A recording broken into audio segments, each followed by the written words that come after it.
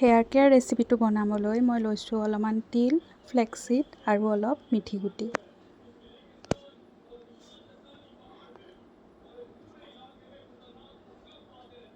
এতিয়া মই আটাইখিনি মিক্সি জাৰ এটাত গুড়া কৰি ল'ম। তাৰ পৰা এচামুচ মই অলপ পানী দি বইল কৰিম।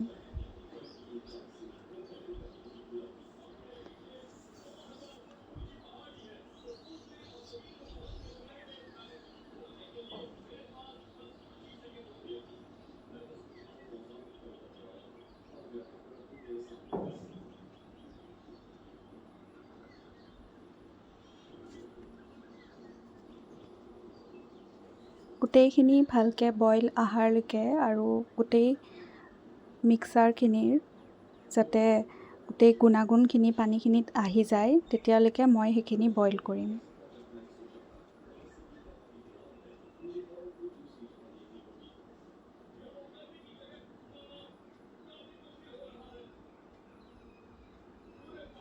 বইল হোৱাৰ পিছত মই সেইখিনি ঠাণ্ডা হ'বৰ বাবে অলপ টাইম ৰাখি দিম। এতিয়া ঠাণ্ডা হোৱাৰ পিছত এখন চেকনি লৈ মই গোটেইখিনি চেকি ল'ম।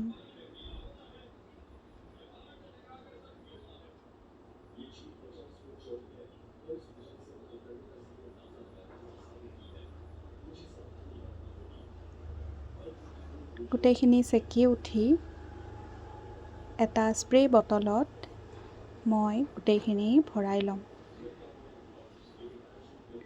স্প্ৰে বটল নহ'লেও কথা নাই, যিহেতু অলপ অলপ গুড়া গুড়া থাকিব, স্প্ৰে বটলেদি আমি ব্যৱহাৰ কৰিব অলপমান আমাৰ অসুবিধা হ'ব পাৰে।